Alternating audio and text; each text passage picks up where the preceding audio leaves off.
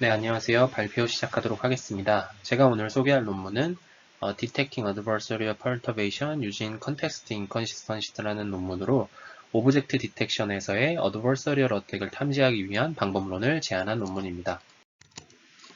오늘의 발표 목차는 다음과 같습니다. 이미 이전 세미나에서 Adversarial Defense 방법론 중 하나인 Adversarial Detection과 관련된 방법론들을 많이 소개해 드렸었는데요. 이전에 소개해 드렸던 방법론들은 이미지 클래시피케이션 태스크를 대상으로 하였습니다. 총 5가지 논문의 방법론을 이전 세미나에서 다루었는데 이미지 클래시피케이션 태스크 측면에서는 어떤 방법론들이 제안되었는지 간단하게 알아보도록 하겠습니다. 먼저 KD 플러스 BU라는 방법론인데요. 거의 모든 논문에서 베이스라인으로 활용하고 있는 대표적인 방법론으로 해당 방법론은 Adversarial Example의 Final Representation Vector가 아래 그림과 같이 density가 낮은 지역 혹은 uncertainty가 높은 지역에 분포한다는 특성에 기반하여 Adversarial Example를 탐지하는 방법론입니다. 그 다음 MD라는 방법론이 있는데요. 이 방법론은 말러노비스 디스턴스에 기반하여 Adversarial Example를 탐지하는데 마찬가지로 DNN의 Hidden Representation 벡터들이 각 클래스별로 멀티베리트 가우시안 분포를 따른다는 가정하에 말러노비스 디스턴스를 계산하여 Adversarial Score로 활용하는 방법론입니다. 이는 uncertainty와 좀 비슷한 개념으로 볼 수 있는데 adversarial example은 original example과 비교해서 클래스 센터로부터 멀리 위치하기 때문에 마일러노비스 디스턴스가 높은 값을 가진다는 가정에 기반한 방법론입니다. 다음은 LID라는 방법론인데요. 해당 방법론은 adversarial example이 adversarial perturbation으로 인해서 내재적 공간의 차원값이 높다는 특성에 기반해 adversarial example를 탐지하는 방법론입니다.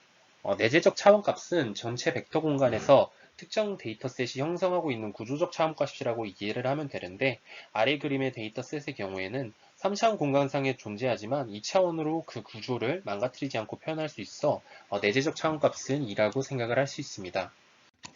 이때 Adversarial Perturbation은 벡터 스페이스 전체 크기만큼의 자유도를 갖기 때문에 다시 아래 그림처럼 데이터셋 구조 안에서 움직이는 것이 아니라 Adversarial Perturbation이 들어갔을 때 내재적 차원 바깥에 위치하게 되어 결국 이를 나타내는 LID 지표값이 높아지게 되고 이를 활용해서 Adversarial Example를 탐지할 수 있게 됩니다. KD 플러스 BU, MD 그리고 LID에 대한 자세한 내용은 제가 다른 유튜브 영상에서 다루었기 때문에 해당 링크에서 확인하실 수 있습니다. 그 다음 ML로라는 방법론은 제가 지난 세미나에서 다룬 논문인데요.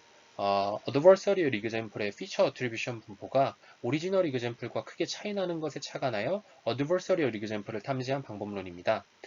아래 그림을 보시면 Adversarial Example의 경우에는 이미지 안에 전체적으로 퍼진 노이즈가 DNN의 프레딕션에 크게 영향을 미치기 때문에 Feature Attribution의 분포의 분산이 오리지널과 비교하여 상대적으로 매우 높은 것을 알 수 있습니다. 그래서 이 특성을 이용해서 Adversarial Example를 탐지한 것이 ML루라는 방법론입니다. 마지막으로 SID라는 방법론은 저희 연구실에 서승환 박사과정이 지난 세미나에서 소개했던 논문인데 Adversarial Example이 하일리 커브드된 지역에서 디시전 바운드리의 변화에 민감하다는 특성을 발견하고 이에 착안해서 Adversarial Example를 탐지할 수 있는 방법론을 제안한 논문입니다. 이렇게 이미지 클래시피케이션에서 대표적인 Adversarial Detection 방법론 5개에 대해 알아보았는데 이미지 클래시피케이션을 대상으로 제안된 방법론들은 공통적으로 Adversarial Example이 가지는 어떤 비정상적인 특성을 밝히고 이에 기반해서 Adversarial Example를 탐지하고 있습니다. 즉 이미지 클래시피케이션의 경우에는 단순 분류 문제이기 때문에 결국 Adversarial Perturbation이 DNN의 결과를 왜곡하는 그 작동 원리에 따라 특성을 발견하고 이에 기반하여 Adversarial Example를 탐지한다고 볼 수 있습니다. 반면 오늘 소개할 논문의 경우에는 오브젝트 디텍션 문제를 대상으로 Adversarial Example를 탐지하고자 하는데 흥미롭게도 지금까지 소개한 방법론들과 다르게 Adversarial Example의 특성을 밝혀 Adversarial Detection을 하는 것이 아니라 사람이 물체를 인식하는 방식에서 아이디어를 착안하여 Adversarial Example를 탐지하는 방법론을 제안하고 있습니다. 아래 그림을 보시면 Adversarial Perturbation이 스탑 사인을 속도 제한 표시판으로 오인식하도록 가해졌는데 만약 사람이 저 이미지 국 상황에서 속도 제한 표시판을 보게 된다면 그리고 주변 환경을 봤을 때 저기서 속도 제한 표지판이 있는 것이 굉장히 이상하다는 것을 알 수 있습니다. 이는 사람이 주변 환경, 즉 콘텍스트를 고려하기 때문인데요. 이처럼 본 논문에서는 어드버서리얼 디텍터가 이 컨텍스트 정보를 반영하여 어드버서리 이그젬플을 탐지할 수 있는 그런 방법론을 제안하였습니다. 지금부터는 오늘 소개할 논문에 대해서 자세하게 말씀드리도록 하겠습니다. 먼저 오브젝트 디텍션의 경우 단순 분류 문제인 이미지 클래시피케이션과 달리 어드버서리얼 어택에 세 가지 시나리오가 존재합니다. 첫 번째는 미스카테고라이제이션 어택으로 인식된 물체의 분류 클래스를 오분류하도록 어택이 가해지는 경우를 의미합니다. 그리고 두 번째는 하이딩 어택, 그리고 세 번째는 어피어링 어택으로 배경과 관련된 어드버서리얼 어택인데, 하이딩 어택 같은 경우에는 인식된 물체를 인식하지 못하도록, 즉 배경으로 인식하도록 하는 어택을 의미하고, 어피어링 어택은 배경에 어떤 물체가 있다라고 인식하도록 하는 어택을 의미하게 됩니다. 그래서 사실상 하이딩 어택과 어피어링 어택은 백그라운드에 대한 미스카테고라이제이션 어택이다 라고 생각을 하셔도 무방할 것 같습니다.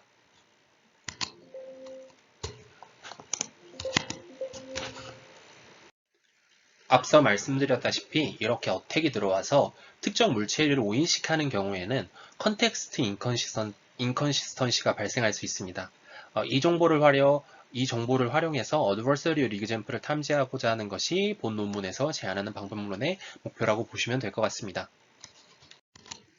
본 논문에서는 FASTER RCNN 모델을 기반으로 방법론을 제안을 했는데요. FASTER RCNN 모델을 통해 도출된 Reason Proposal에 대한 Adversarial Attack을 탐지하는 태스크를 수행한다고 보시면 됩니다. 나중에 더 자세히 말씀드리겠지만 본 논문에서 제안하는 Adversarial Detector는 오토인코더 모델로 구성이 되어 있고 컨텍스트 프로파일이라고 불리는 입력에 대한 오토인코더의 복원 에러를 통해서 Adversarial Example을 탐지합니다. 아래 그림이 본 논문에서 제안하는 방법론을 잘 요약하고 있는데, 이 그림을 이해하기 위해서는 결국 오토인코더의 입력으로 사용되는 컨텍스트 프로파일이 계산되는 과정을 알아야 합니다.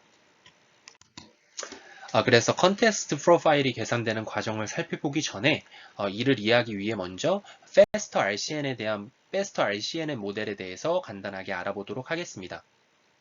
FAST RCNN은 Selective Search를 통해 Region Proposal을 찾던 과정을 DNN 구조인 RPN으로 대체하여 빠른 속도로 오브젝트 디텍션을 가능하게 한 모델로, 이 RPN 네트워크를 통해서 Region Proposal가 도출이 되고 Region Proposal에 대한 리프레젠테이션 벡터인 ROI 풀링 벡터를 통해서 최종적으로 오브젝트 디텍션을 수행하는 구조를 갖고 있는 그런 오브젝트 디텍션 모델입니다.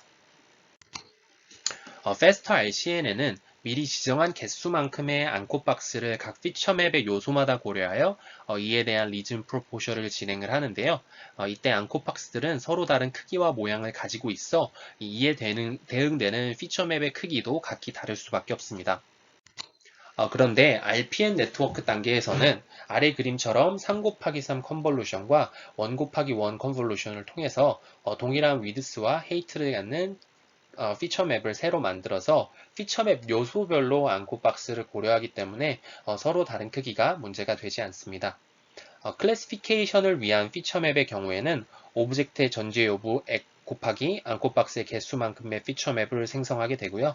리그레션의 경우에는 바운딩 박스 좌표 개수 곱하기 앙코박스의 개수만큼의 피처맵을 생성하는 것을 볼 수 있습니다. 이를 통해서 최종적으로 리즌 프로포셜을 진행하는 것이 RPN 단계라고 보시면 됩니다. 리즌 프로포셜을 진행한 후에는 최종적인 오브젝트 디텍션은 실제 리즌 프로포셜에 대응되는 피처맵 영역에 피처들만을 추출하여 진행이 되기 때문에 리즌 프로포셜들 간의 서로 다른 크기를 동일한 리프레젠테이션 벡터로 만들어줘야 합니다. 이때 수행하는 작업이 ROI 풀링이라는 작업인데요. ROI 풀링을 거치게 되면 모든 리즌 프로포셜에 대해서 동일한 크기의 ROI 풀링 벡터를 산출할 수 있게 됩니다. 이 ROI 풀링 작업은 결국 맥스 풀링 작업인데요. 이 맥스 풀링 작업을 통해서 아래 그림처럼 특정 리즌 프로포셜에 대응되는 피처맵 여경을 동일한 행과 열을 갖는 격자로 나눈 후에 맥스 풀링을 수행하여 동일한 크기의 ROI 풀링 벡터를 산출할 수 있게 됩니다. 이렇게 해서 ROI 풀링 벡터가 계산되는 과정을 알아보았으니 본 논문에서 제안하는 스킴이라는 방법론이 ROI 벡터를 활용해 컨텍스트 프로파일을 도출하는 과정에 대해서 알아보도록 하겠습니다. 아래 그림에서 A 파트의 경우에는 지금까지 설명드렸던 FAST RCN에 대한 내용이고 B와 C가 컨텍스트 프로파일을 만들고 학습하는 과정이라고 생각을 해주시면 됩니다.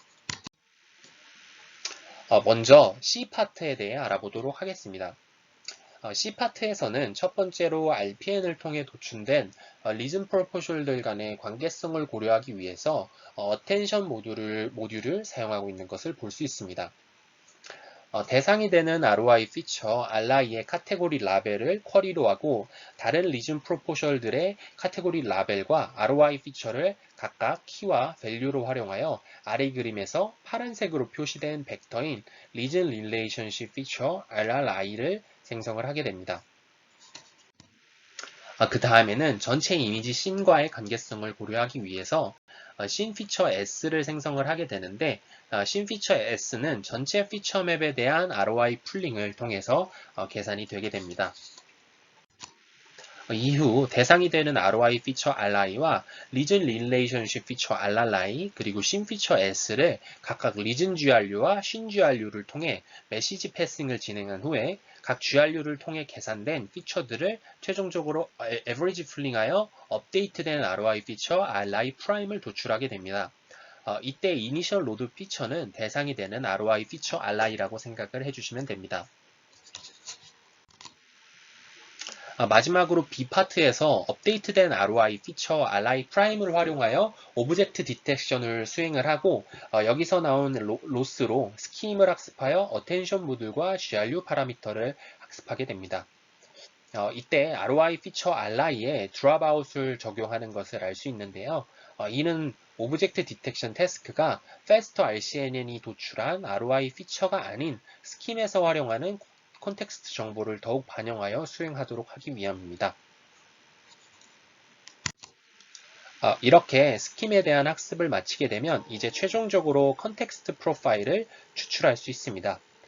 컨텍스트 프로파일 벡터는 ROI 피처 RI와 리즌 GRU와 신 GRU의 리셋 그리고 업데이트 게이트 값들로 구성이 됩니다. 리셋과 업데이트 게이트 값은 아시다시피 이전 시점의 정보와 현재 시점의 정보를 얼만큼 반영할 것이냐에 대한 것을 담고 있어서 결국 여기서는 이미지 안의 컨텍스트 정보를 의미하게 된다라고 볼 수 있습니다. 이제 이 컨텍스트 프로파일을 입력으로 하여 실질적인 어드버서리얼 디텍터인 오토인코더 모델을 학습하게 되는데 먼저 오토인코더의 구조는 아래와 같습니다. 컨텍스트 프로파일의 5가지 구성 요소에 대해 fully connected layer를 독립적으로 적용한 후에 컨볼루션 연산을 통해 인코딩 벡터를 계산하는 구조를 가지고 있다라는 것을 확인하실 수 있습니다. 이때 오토인코더 모델은 데이터셋의 클래스 개수 C만큼 독립적으로 구축이 되고 FAST RCNN이 예측한 클래스에 해당하는 오토인코더 모델의 복원 에러를 통해 최종적으로 adversarial example을 탐지하게 됩니다. 이를 통해 본 논문에서는 스킴이 총 4종류의 컨텍스트 정보를 활용해서 adversarial example에 대한 탐지 성능을 향상시킬 수 있다고 주장을 하게 되는데요. 먼저 리즌 GRU의 리셋 그리고 업데이트 게이트 값을 통해서 same 오브젝트, 오브젝트, 그리고 오브젝트 백그라운드 컨텍스트 정보를 고려할 수 있다라고 얘기를 하고 있고 신 GRU의 리셋 앤 업데이트 게이트를 통해서 오브젝트와 신 간의 컨텍스트 정보를 고려할 수 있다라고 얘기를 하고 있습니다. 여기까지 본 논문에서 제안하는 방법론에 대해서 알아보았고 이제는 그 실험 결과에 대해서 알아보도록 하겠습니다. 실험 결과를 알아보기에 앞서서 먼저 벤치마크 모델로 사용한 피처 스퀴즈 모델과 코어 어큐런스 그래프에 대해서 간단히 설명드리도록 하겠습니다. 피처 스퀴즈의 경우에는 컬러 등의 정보가 스퀴즈된 인풋을 사용하여 공격자가 adversarial example을 생성한 기회를 줄인 후에 이 스퀴즈된 인풋과 오리지널 인풋과의 예측 결과 차이를 비교해서 adversarial example을 탐지하는 방법론입니다. 그리고 Core Occurrence Graph 같은 경우에는 딥러닝 모델이 아닌 그냥 known 딥러닝 모델로 오브젝트 클래스 간의 동시 등장 빈도를 데이터셋에 대해서 확률 분포화하여 동시에 등장할 확률이 낮은 그런 물체에 대해서는 adversarial exempt이다라고 그렇게 판단을 하는 그런 탐지 방법론이라고 생각을 해주시면 됩니다. 실험에 사용된 비교 모델들에 대해서 알아보았으니 이제 실험에 사용한 데이터셋에 대해서 알아보도록 하겠습니다. 본 논문에서는 실험을 위해서 아래의 두 가지 오브젝트 디텍션 데이터셋을 활용을 했는데요. 첫 번째는 파스칼 VOC라는 데이터셋입니다.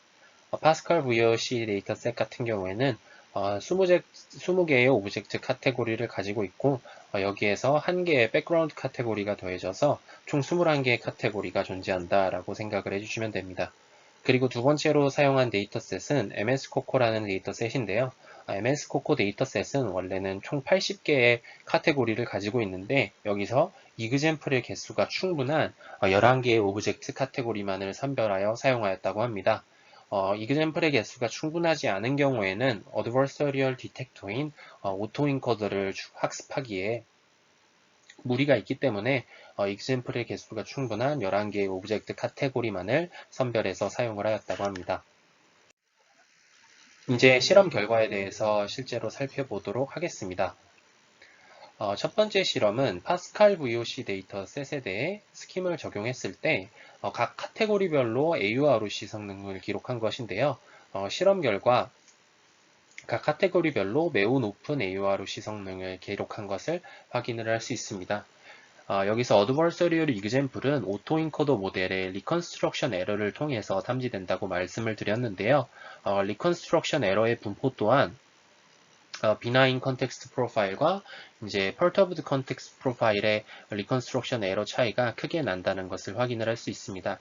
그래서 리컨스트럭션 에러가 차이가 나는 만큼 각 클래스별로 AUROC를 계산을 했을 때도 대부분 0.9 이상의 높은 AUROC가 계산이 된 것을 확인을 할 수가 있습니다.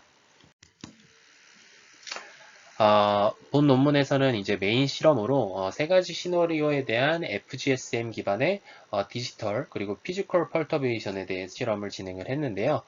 피지컬 어택은 사람이 눈으로 인식할 수 있을 정도로 특정 픽셀들을 크게 망가뜨리는 공격 기법이고 디지털 어택 같은 경우에는 이미지 전반에 사람 눈으로 인식할 수 없는 어떤 디지털적인 노이즈를 추가하는 어택 기법이다라고 생각을 해주시면 됩니다. 메인 실험으로는 총 이 세 가지 시나리오에 대해 FGSM 기반의 디지털 그리고 피지컬 펄터베이션에 대해서 실험을 진행을 했는데 카테고리별로 오토인코더 모델을 학습하여 복원 오래를 통해서 탐지하는 스킨 방법론이 다른 모델 대비 가장 성능이 높았다라는 것을 확인을 할 수 있습니다. 여기서 스킴의 성능이 두 개가 적혀져 있는 것을 확인할 수 있는데요.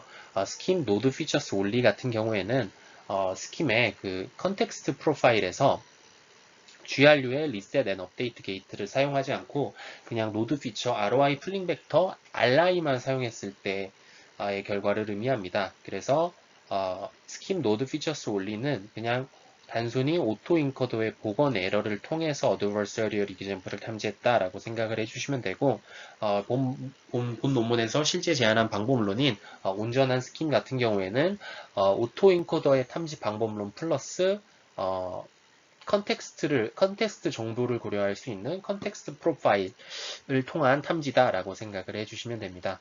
그래서 실험 결과를 살펴봤을 때 노드 피처만 사용했을 때보다 컨텍스트 프로파일 전체를 사용했을 때 각 어택 시나리오에서 AUROC가 향상되는 것을 볼 수 있습니다. 이는 즉 컨텍스트를 고려할 경우에 어드버서리얼 이그젬플에 대한 탐지 성능이 향상될 수 있다라는 것을 의미합니다. 그리고 다음 실험으로는 이제 컨텍스트 프로파일이 잘 작동하고 있는지에 대해서 좀 실험을 진행을 했는데요. 먼저 컨텍스트 프로파일이 잘 작동하고 있다면 스페이셜 컨텍스트 정보를 잘 활용하고 있을 것이라는 가정하에 다음 실험을 진행을 하였습니다. 첫 번째는 faster RCNN의 region proportion의 개수가 많을수록 스페셜 컨텍스트를 더 많이 고려할 수 있기 때문에 탐지 성능이 향상된 가능성이 높다 해가지고 region proportion의 개수 대비 AUC 성능이 어느 만큼 나오는지 계산한 것이고, 두 번째는 백그라운드를 특정 물체로 인식하는 appearing 어택의 경우에 그 백그라운드 자체가 실제 물체와의 IOU가 높을수록 잘 탐지될 것이라는 가정을 가지고 진행한 실험입니다. 그래서 실험 결과를 살펴보시면 첫 번째 A의 실험 결과에서 리즌 프로포셜의 개수가 많아질수록 미스카테고리제이션 어택 그리고 하이링 어택, 어피어링 어택에서 AUROC 값이 점점 늘어나는 것을 확인하실 수가 있고, 어피어링 어택에 대한 탐지 성능은 여기서 말하는 대로 실제 물체와의 IOU가 높을수록 AUC 값이 높아지는 것을 확인을 할 수가 있습니다. 즉 그래서 컨텍스트 프로파일이 스페셜 컨텍스트를 잘 반영하고 있다라고 본 논문에서는 주장을 하고 있습니다. 마찬가지로 컨텍스트 프로파일이 잘 작동하고 있다면 오브젝트 컨텍스트 정보를 잘 활용하고 있을 것이라는 가정하에 이제 마지막 실험을 진행을 했는데요. 여기서는 실제 이미지 안에 물체의 개수가 많을수록 컨텍스트 정보를 더 많이 반영할 수 있기 때문에 탐지 성능이 향상된 가능성이 높다라는 가정하에 실험을 진행을 하고 있습니다. 그래서 실험 결과를 살펴보시면 세 가지 어택 시나리오에 대해서 스킴을 활용했을 때 AUC 값이 오브젝트의 개수가 많아질 때 약간 줄어들었다가 중간값에서 살짝 줄어들었다가 5개, 6개로 갈 때 다시 늘어나는 것을 확인을 할 수가 있습니다. 이는 본 논문에서 주장하고자 하는 그 결과와 좀 반대되는 결과라고 생각을 하실 수도 있는데요. 이 결과가 왜 나왔냐고 본 논문에서 얘기를 하냐면 사실상 이미지 안에 물체의 개수가 적게 1개, 2개 정도 포함된 경우에는 굉장히 쉬운 이미지라고 볼 수 있고, 이미지의 물체가 많으면 많을수록 좀 더 어려운 이미지라고 볼 수 있습니다.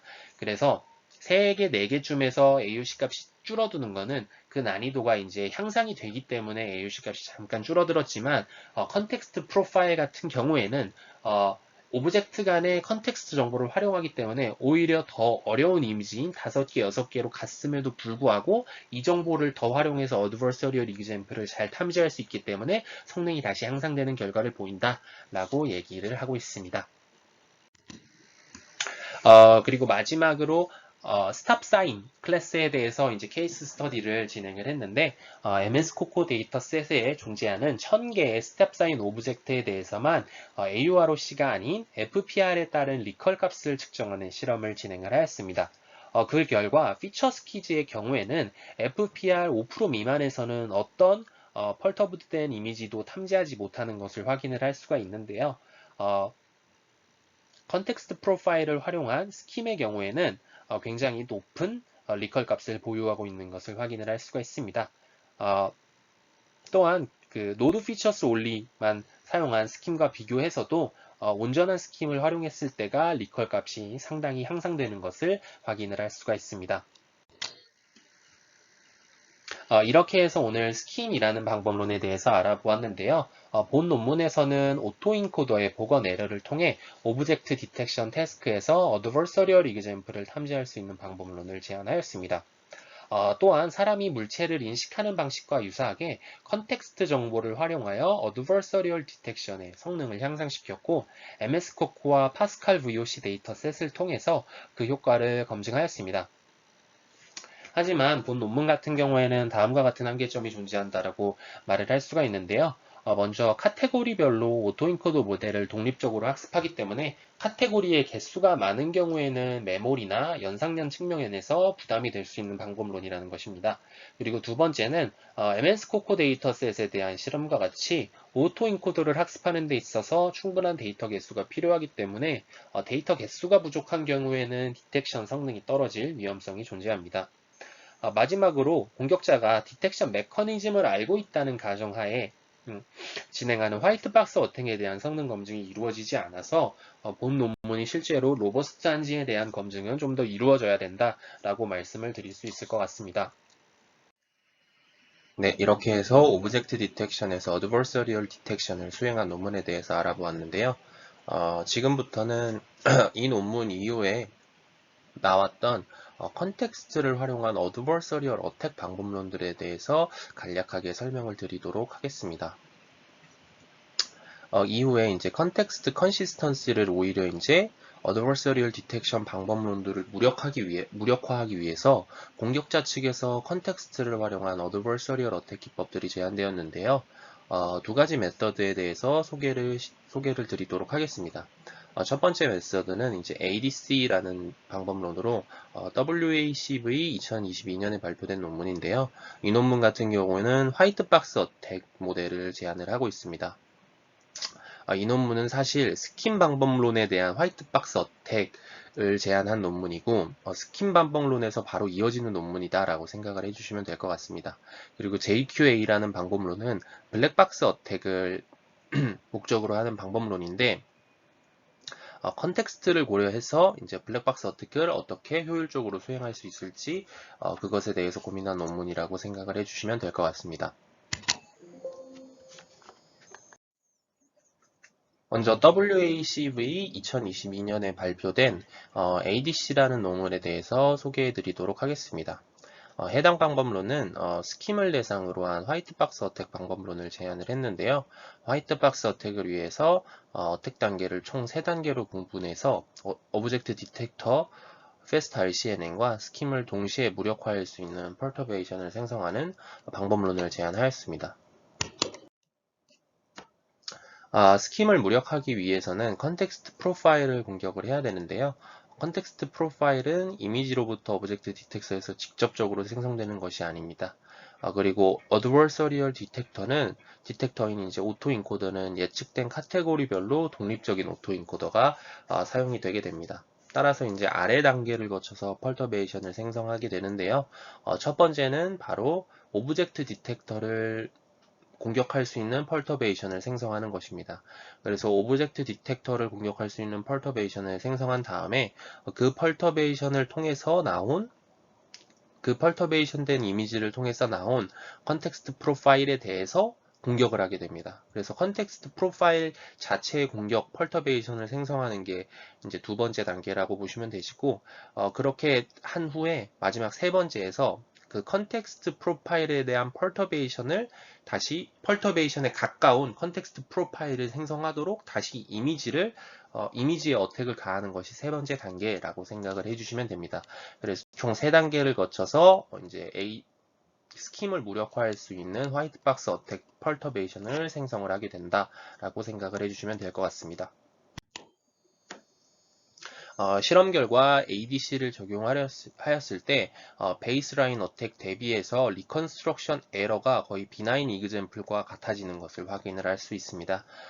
베이스라인 어택 같은 경우에는 리컨스트럭션 에러 분포가 확실히 높게 나타나는데 화이트박스 어택과 비나인 이그젬플의 경우에는 리컨스트럭션 에러가 굉장히 겹쳐져 있는 분포를 띠는 것을 확인을 하실 수가 있습니다. 그래서 파스컬 VOC와 MS 코코 데이터셋에 대한 실험 결과 스킴을 거의 완벽하게 무력화하는 것을 확인을 할 수가 있는데요. 풀링 레이시라고 나와 있는 오브젝트 디텍터를 얼마나 망가뜨렸는지에 대한 비율이 크게 떨어지지 않는 반면에 바이패스 레이시 굉장히 높게 올라가는 것을 확인을 하실 수가 있습니다. 바이패스 레이시 올라갔다는 것은 결국엔 스킴이 무력화됐다라는 것을 의미하게 됩니다. 여기서는 화이트박스 어택을 제안을 해서 디텍션 메커니즘의 파라미터와 오브젝트 디텍터의 파라미터를 전부 알고서 계산을 할 수도 있는데 트랜스퍼 어택을 통한 그레이박스 어택도 가능을 하게 됩니다. 근데 이 좀 더 엄격한 가적인 공격자 측에서 엄격한 가적인 트랜스퍼 어택을 통한 그레이박스 어택 시에도 스킴을 거의 완벽하게 무력화하는 것을 확인을 했다고 합니다. 그래서 제가 결론 부분에서 말씀드린 것처럼 스킨 방법론의 경우에는 화이트박스 어택에 대한 검증을 하지 않았는데 이렇게 화이트박스 어택을 진행을 했을 때 성능이 크게 망가졌다라는 결과가 나온 것을 확인을 하실 수 있습니다. 그리고 두 번째로는 JQA라는 방법론인데요. 여기서는 스킴을 기반으로 해서 전개된 논문은 아니고 스킴하고 비슷하게 컨텍스트를 활용해서 어떻게 어택을 할 수 있을까 하는 것에 대해서 이제 제안한 방법론입니다. 그래서 여기서는 커 어큐런스 그래프를 활용해서 컨텍스트 컨시스턴시를 만족하도록 어택 플랜을 수립하게 됩니다. 그래서 공격자 입장에서는 매우 엄격한 가정이라고 할 수 있는 제로 쿼리 블랙박스 어택 방법론을 제안을 했는데 높은 공격 성공률을 달성을 하였습니다. 여기에 이제 주요한 컨트리뷰션은 결국엔 커 어큐런스 그래프와 PSPM을 활용하여 타겟 모델에 대한 정보를 전혀 활용하지 않고도 효과적으로 어택 플랜을 업데이트했다라는 것입니다. JQA는 공격자가 LV 라벨을 갖는 특정 오브젝트에 대해 어택 타겟 라벨 LT로 공격을 할 때 어택 플랜을 생성하는 방법론인데요. 어택 플랜은 이미지 안에 포함된 오브젝트 리스트 전체에 대한 이제 타겟 어택 오브젝트 리스트를 의미한다라고 생각을 해주시면 됩니다. 그래서 어택 플랜을 생성하는 과정은 아래와 같은데요. 일단 데이터셋으로부터 커 어큐런스 그래프를 구축을 하게 됩니다. 그런 다음에 어택 플랜을 수립을 하게 되는데 어택 플랜을 수립하게 될 때 오브젝트 리스트 안에 있는 타깃 클래스들을 어떤 클래스로 변환시킬지 어떤 클래스로 어택을 가할지를 결정을 해야 되는데요. 이것을 결정할 때 먼저 커 어큐런스 그래프를 고려해서 피저블 셋을 추출하게 됩니다. 그래서 컨텍스트 컨시스턴시를 만족하는 셋을 추출을 하게 되고요. 그 셋 안에서 PSPM이라는 행렬을 사용해서 PSPM이라는 행렬을 사용해서 어택 플랜을 수립한다라는 것을 확인을 하실 수가 있습니다. 그래서 이 PSPM에 대해서 좀 더 설명을 드리면 본 논문에서는 제로 쿼리 어택을 가정을 해서 디펜더가 사용하는 오브젝트 디텍터 모델 파라미터는 물론 그 아웃풋에도 접근이 불가능한 상황입니다. 그래서 이 상황에서 PSPM은 앙상블 오브젝트 디텍터 C와 펄터베이션 사이즈 입실론 그리고 펄터베이션 알고리즘 알파에 대한 화이트박스 어택 공격 성공률을 의미하게 됩니다. 그래서 PSPM은 즉 라벨 A를 갖는 AK에 대하여 가장 공격 성공률이 높은 B로 어택을 진행을 하겠다. 그렇게 어택 플랜을 수립하겠다라는 뜻이 됩니다. 그래서 만약 PSPM이 없다면 B는 컨텍스트 컨시스턴시를 만족하는 셋 T 중에서 랜덤하게 선택된다라고 생각을 해주시면 됩니다. 그래서 이런 과정을 쭉 진행을 해서 결국에는 어택 플랜을 수립할 수 있게 됩니다. 그래서 본 논문에서는 커 어큐런스 그래프를 활용하지 않은 컨텍스트 어그노스틱 기법과 트랜스퍼 어택 기반의 다른 방법론인 퓨 쿼리 어택을 비교 모델로 하여 실험을 진행을 했는데요. 파스칼 VOC 데이터셋에 대한 실험 결과 커 어큐런스 그래프와 PSPM을 활용한 JQA PSPM이 가장 높은 공격 성공률을 보이는 것을 확인을 하실 수가 있습니다. 그리고 PSPM을 활용을 했을 때 그냥 JQA만 활용했을 때보다 성능이 향상되는 것도 확인을 하실 수가 있습니다. 마찬가지로 MS 코코 데이터 SS에 대한 실험 결과에서도 커 어큐런스 그래프와 PSPM을 활용한 JQA PSPM이 가장 높은 공격 성공률을 보이는 것을 확인할 수 있었습니다. 네, 이렇게 해서 오늘 발표 마치도록 하겠습니다. 들어주셔서 감사합니다.